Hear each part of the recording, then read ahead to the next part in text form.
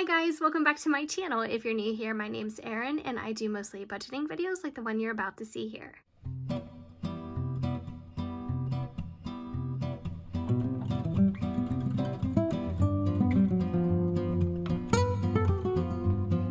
Thank you so much for tuning in and spending some time with me. I am really happy to be doing this video at this moment because I feel a little bit exhausted and this feels very normal for me. It feels like it's been a while since I did any type of cash organization video, even though I know it hasn't been that long. It kind of feels that way. So I went back to work this previous Tuesday of this week.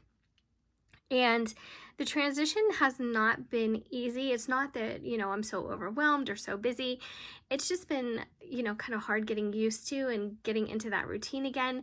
I was kind of used to getting up at the same time. That didn't really change. The work that I have to do didn't change at all, but it's just the fact of getting into the car, driving to the office, and going through the motions. So it's been tiring. And the other thing that I've noticed is I hurt from sitting at a desk again all day for 8 hours. So that's the downside. The upside is tomorrow's Friday. And we are talking about side income, and even though it is going to be a very little side income to report this week, it's still something, so I'm happy to be doing this. So I have some Grubhub money here, and I also have what I call rent money from my nephew. So every 2 weeks he gives us $175, and that covers basically all of his household expenses. So we buy all the food, he can do laundry, all the utilities, the extra cable hookup, like whatever costs are incurred from him living here. Comes out of the $175 every 2 weeks, so $350 a month. So that might seem a little steep for some of you, and for others it may seem not quite steep enough. And he is 24 years old. He has a full-time job. He makes really good money. He's really doing well with his savings. I mean, I think he makes good money. He's doing well with his savings, and he has a lot of goals, so he can afford it. And I'm happy to have it because it does help offset any costs that are incurred just by having another person in your house. So we have that. He gets paid every Thursday, so we're going to do a video with him tomorrow and upload that tomorrow. But he already went to the bank, got the money for me, so I was really happy about that. So I have $175 here, as you can see. So that's perfect. And then here I have $240, and I will show you where that came from. Well, actually, it only came from one place. It came from Grubhub. Now, I think I talked to you guys, or I kind of mentioned to you that today's Grubhub payday would be smaller than usual.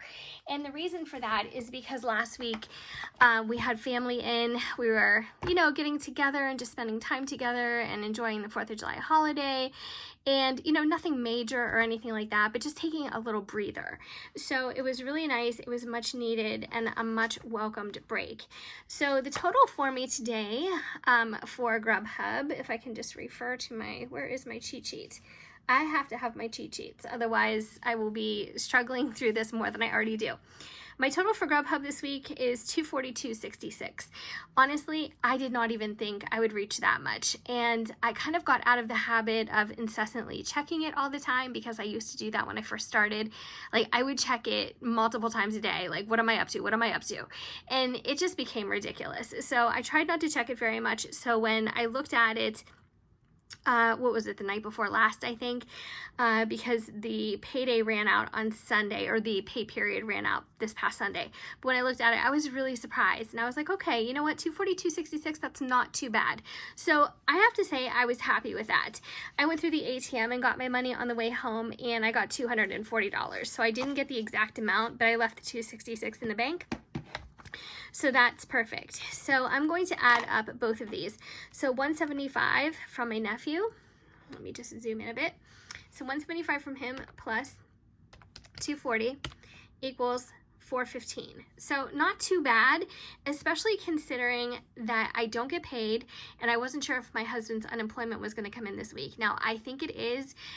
As we checked it online, it looks like it's approved, it's ready to go. Now, all of the back pay that he had to file the appeal for, we still have not heard about. They said that could take up to 3 weeks for them to issue a decision and, you know, the process for that. But I was just hoping he would get 1 week's worth. So I'm really happy about that. I think that's going to come through tomorrow, but I wasn't sure. So last week, if you guys remember, I actually did double my cash envelope amounts than I typically do. So typically I would put $100 into groceries, about 60 to 70 in gas, 25 in dog food, and then miscellaneous is always a crapshoot because it just depends on what I have going on. But as you can see, I doubled these 3 categories because I just wasn't sure what was going to happen this week. I thought Grubhub was going to be a total bust, and I also thought there was a chance my husband would not get an unemployment check. So we are good. I think, you know, this pre-planning and doing this kind of thing, just making sure that you're prepared for the worst is the best thing that you can do, because this way, if I didn't get a penny this week, I was still covered for these basics. And I think that that's so, so important. And I want to do a little video on that, talking to you guys about what you're envisioning and how you are achieving your goals and things like that, and maybe some tips that could help you, because that's something that I've always struggled with. And it's only recently that I've actually been able to get a little bit better of a hold on my planning and execution. So I'm going to put this aside and we'll get back into this. So for Grubhub, I am putting down the exact amount just because I like to have the exact amount to look back on just for archival sake. So it was $242.66. This was my 8th payday with them. I'm also going to be doing a video to show you guys, okay, what does 8 weeks in look like with a delivery service? And although it's different in everyone's area, there are still a lot of similarities and a lot of tips and information that you can take away from it and maybe do something like this in your area. So for rent, I am putting down $175. And then for unemployment, I am not filling this in yet because tomorrow is actually Friday. I want to see what happens, but I will revisit this if that comes through and I can get my hands on that. So tax withholding, let's go back to this. So I'm going to take the $240 and I'm going to subtract 20%. So $48. So what I'm going to do is I'm going to take $50 and I am going to add that to my tax envelope. So let's see what that leaves us with. So we had $240 plus $175 minus $50 is $365. So let's see if we have $365 left here. I'll be really happy if we do. So 100, 120, 40, 60, 80, 200, 20, 40, 60, 80, 300, 20, 40, 60, 65. So 365 here that I can allocate. And let's see, so tax withholding, I'm going to write down a flat $50 and put that in my tax envelope. Let me grab that. And I'm going to update my little post-it here. As you can see, where I left off last time was we were at $1,363. So I'm going to add 50 to that. So here we go. And then today's date is, I think today's date's the 9th. I have a calendar literally right in front of my face. All right, so 3, 11. All right, so we have 14, 13 in here now. And like I told you guys before, but if you are new here, I am saving up this money to have available when we get our taxes done in 2021. I just want to make sure that we either have enough or we're off to a decent start and won't, you know, have to come up with so much money on the spot just because Grubhub, things like Grubhub, things like YouTube, things like Instacart, unemployment. I think the actual COVID part, or maybe it's the unemployment part, it's not taxed. So you really have to be careful about that. And this is not going to be enough, but this is going to be a start. So at least I have this. Now, I did want to mention to you guys, I've also taken some of your advice, and well, yeah, some of you guys have mentioned that I should be looking into a high yield interest, a high interest yield. I'm saying it the wrong way. Checking account or savings account, something like that, because I do have my envelopes and I do have, you know, a pretty good start on some things, especially my emergency fund. I'm pretty happy with the way it's going and my progress with it. And you recommended, you know, looking into that and maybe trying to earn some cash back or some interest or something like that. So I started going on nerdwallet.com. And I love this website for so many reasons, but they have so much great information and articles and links to legitimate companies and offers and things like that. So I was looking around, you know, what's the best online checking situation, and there were some really good ones. I was super intrigued with the one called Chime.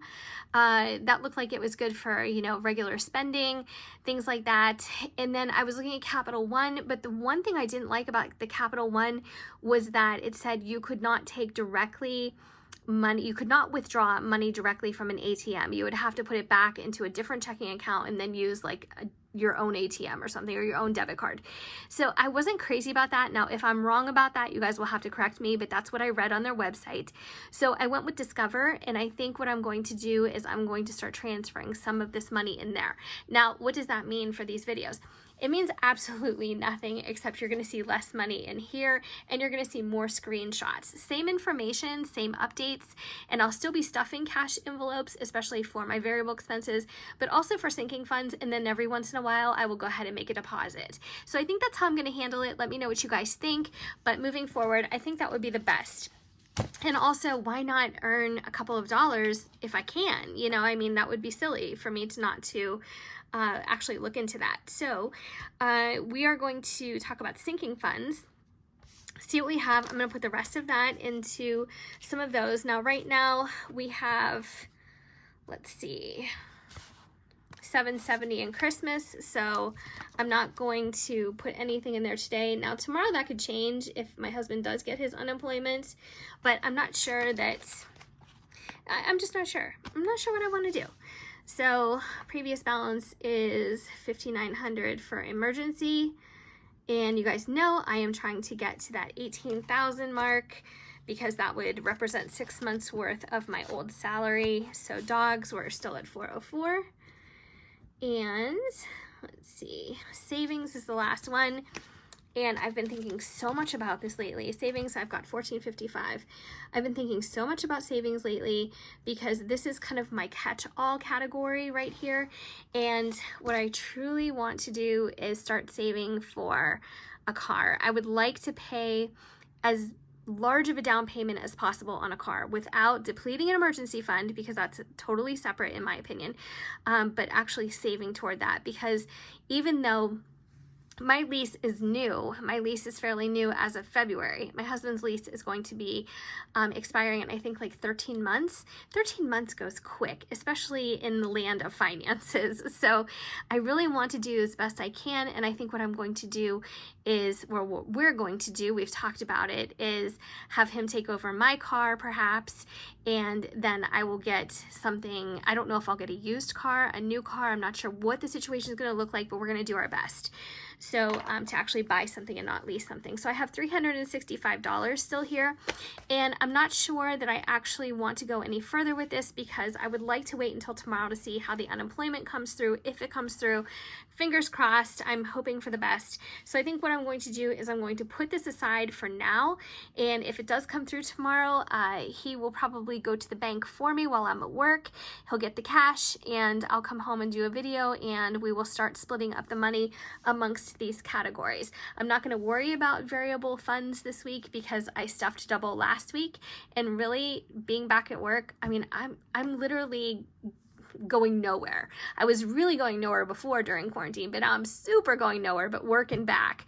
So I have a lot less I just don't have a lot to spend on. So, and that's a good thing. So I'm pretty happy with that. But that is what my side income looks like so far this week. Thank you so much for watching. I really appreciate it. If you haven't already subscribed, I would love if you stuck around and did so. I have so many more ideas for videos and content coming up. I really don't want you to miss anything, especially if it's something that could potentially help you down the road.